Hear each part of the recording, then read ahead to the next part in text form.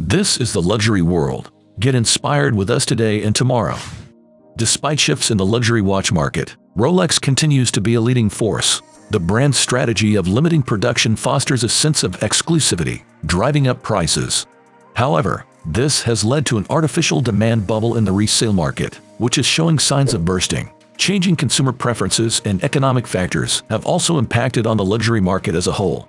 Nevertheless, Rolex's strong brand identity, consistent quality, and iconic status maintain its enduring appeal. Any apparent decline is likely temporary rather than a long-term trend. For decades, Rolex has been the major brand that served as the symbol of luxury timepieces, known for its status, precision, and timeless craftsmanship. Recently, however, there has been increasing speculation about the brand's potential decline.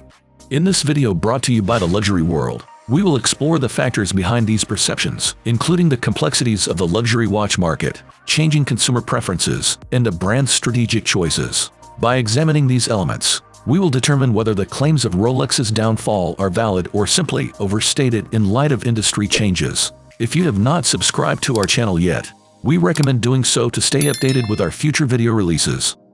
We will start to discuss something that might upset some of you. Many have a genuine affection for Rolex, but there is a reality about the brand that many people either fail to understand or choose to ignore.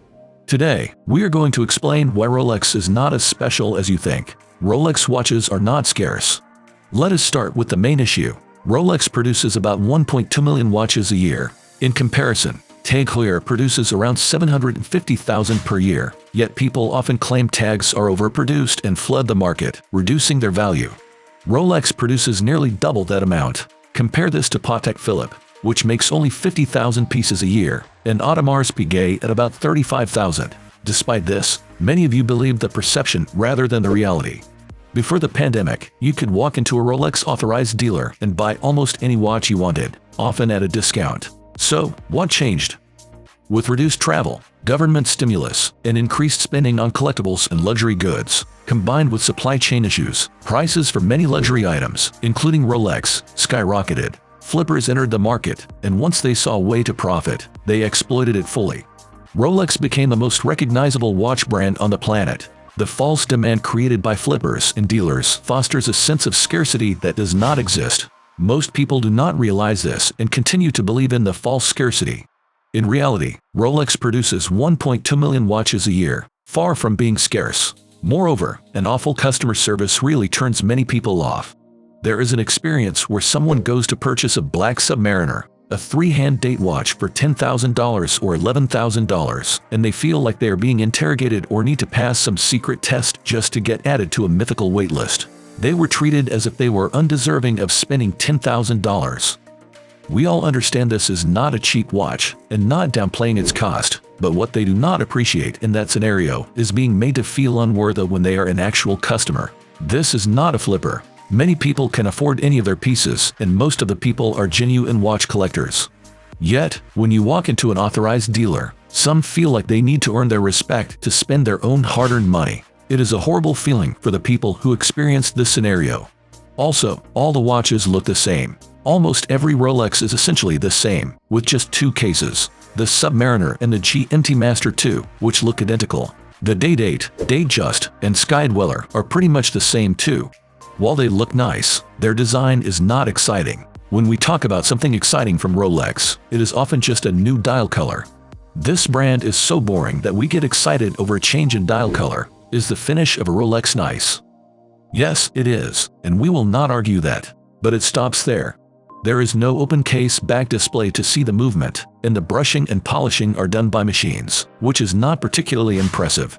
Brands like Omega, Breitling, and Tag Heuer all finish their pieces to the same quality, and many of them highlight their beautifully finished movements, often for less money. Rolex is considerably basic for the most part. We all know it is a tool watch, but then there is the Skydweller. Its dial layout is busy, messy, and ugly, more like a tool watch, but it is an $8,000 to $15,000 timepiece. Is it a tool watch at that point? No, it is a luxury timepiece that does not justify its price in terms of luxury. A real tool watch is a Hamilton, a Sin, or a Seiko. These have better and more diverse design language and cost around $1,500 or less. So, what can you get in terms of complications for $15,000 or less? Look at the Breitling Premier Chronograph Moon Phase or a Mont Blanc Heritage Chronometry Annual Calendar, with a big date and moon phase, among many other watches. Rolex has a rich history, but some of its claims are exaggerated.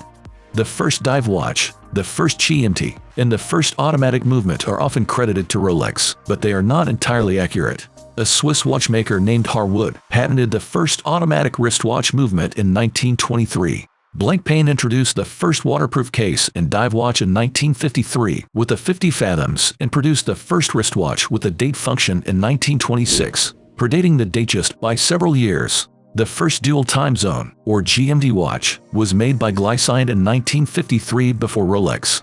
While Rolex does have a rich history, it is not as impressive as its marketing makes it seem.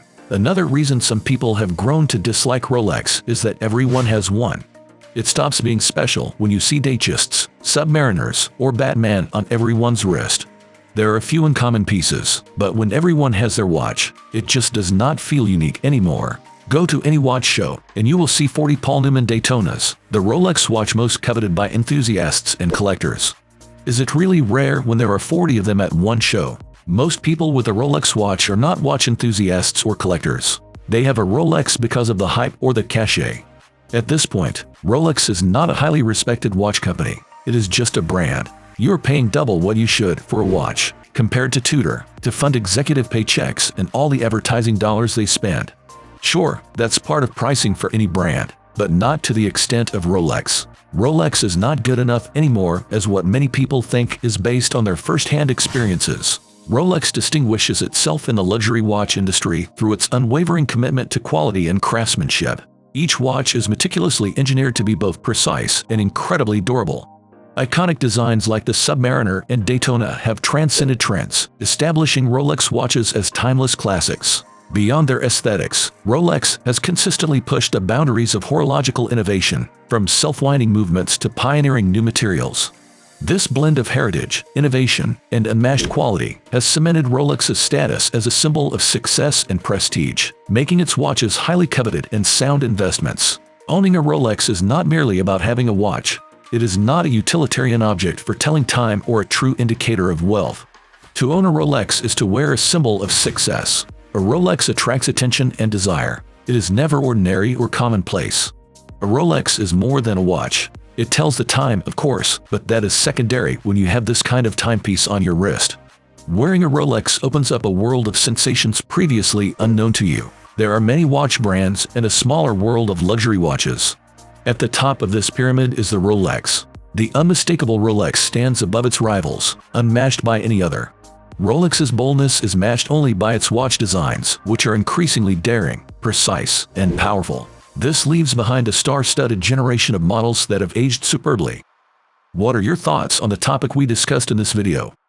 If you enjoyed it, please let us know by leaving a comment and giving it a thumbs up. Do not forget to follow our channel for more content. Thank you for watching The Luxury World, and we look forward to having you join us in our upcoming videos.